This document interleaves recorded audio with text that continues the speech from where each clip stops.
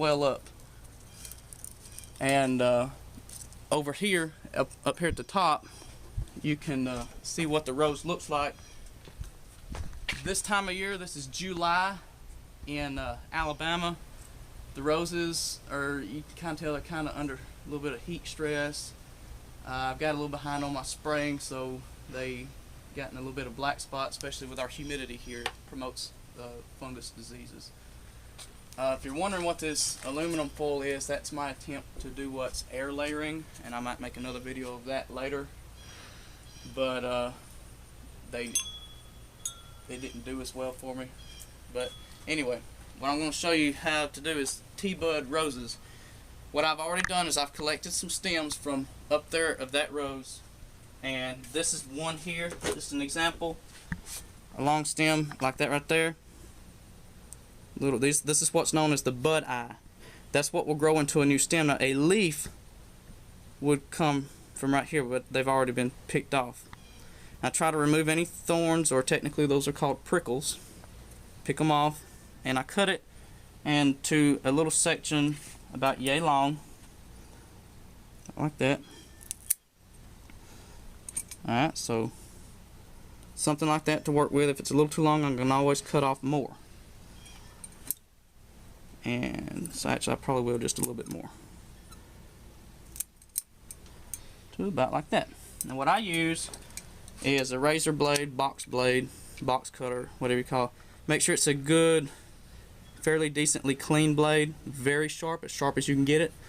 But you have to be very careful that you don't, cut yourself, so be cautious. Sometimes when you're cutting through the wood, it don't want to cut, and then it'll slide through and you'll slice your thumb, finger, whatever open. So be careful. What I do, this is the bottom of the stem, this is toward the top, the bud eye points up. And I go about a ½ an inch below that and cut through, and I want to go just to the middle part of the stem, and it looks sort of spongy, and I'll show you here in just a second. I will just barely scrape that. Cut up from the bottom. And if you do this several times, you'll kind of know about how deep to go. Alright, as you can see, the spongy material, that's the middle of the stem. I don't need that much, I need just a little bit. So try not to touch inside here if you can. I tend to have better luck with it if I don't. Go through. It's real easy.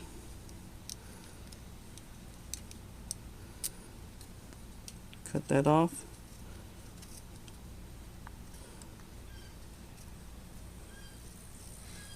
Now, the more you practice with this, the better you'll get. I tried several times before I got my first graft to actually work, or they call it to take. Alright? If I could go a little bit deeper, that'd be better. Like I say, you just barely want that middle part.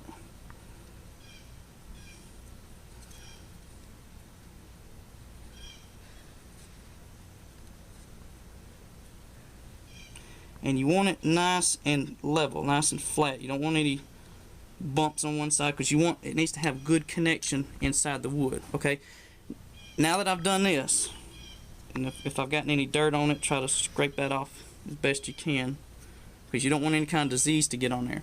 Now that it's exposed, I need to do this very quickly, fairly quickly, without messing up, because the air, I don't want that to dry out. So I'll go over here. Okay, I'm going to set this down with the inside of the bark facing up, because I don't want to get any disease on that if I can help it. I come over here, and this is a leaf of a rose. These are leaflets. It goes into here, and down in there you see there's the bud eye, like what I would use to graft. This is called a Dr. Huey rose. It's a very common rootstock. So remove any leaves that would be in your way. I've already removed the prickles. To remove a prickle, you can just push to one side like that. So try not to split the bark if you can help it. Generally, it's not a good idea to remove those because it makes an open wound for disease, but generally I do if they're just right in my way, because I don't want to get cut. And as far as the anatomy of the stem is concerned, this is a node, and this is a node. This is called an internode, space in between. You want to put the graft on an internode. Alright? And the best time to do this is this time of year, at least in Alabama, like when it's very hot. It's July and August. The bark will peel back very easily and it'll be nice and smooth underneath. If it's very rough, it's probably not going to work. Alright? And another good thing to do would be to water the rose bush real good the night before. And you could probably do this in the morning, might be a little bit better than this time of the day. Right now it's probably about 12:30 in the afternoon. Probably be okay. But what I do is I make a capital T cut. Take my box blade, cut through there, go down about an inch, cut right there. And then I take it, if it's very sharp, you can just take and just at the top of the cut and press into it and just kind of roll it just a little bit, about that length. And then I take my box blade, put in there, and gently pull that back. Alright. Now, if you look inside here, I don't know if you can see it very well or not, it's nice and smooth in there. That's what you're looking for. Alright. Now, I take my little bud eye. Oh, here it is. My bad. I take my little bud eye. Now, this is actually falling on the floor, so it might not take, but I hope it does. We'll see. Take this that I've cut off. Now, generally, I would do this a little bit quicker than this, but since I'm explaining it, it's taking a little bit longer.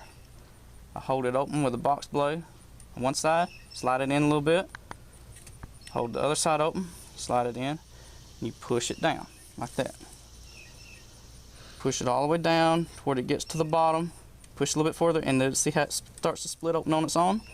That means it's good and tight down in there. So that you have about a ½ an inch below, which you already have here, about the same length up here. You have a little bit sticking up above it. So I take my box blade and I cut it off even with the top of the cut. Very careful not to bruise the stem.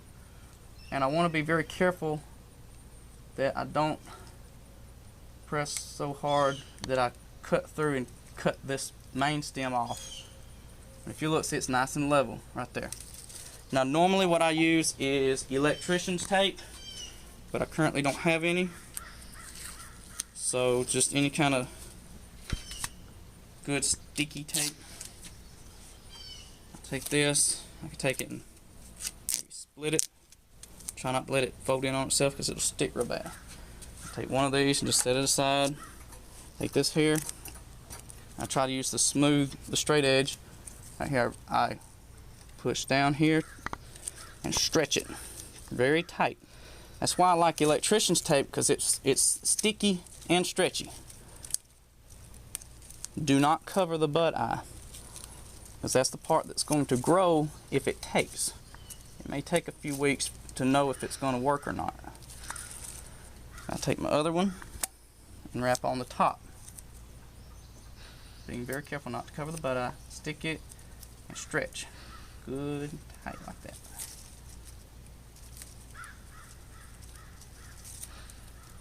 Alright. And that's really all there is to it. Like I say, you may not get it on your first try, but keep practicing, and when you finally do get it to work, it's very, very exciting. At least it was for me. And these are two that I've done. This is one I did a little while ago, and this is another one. So that's pretty much really all there is to it.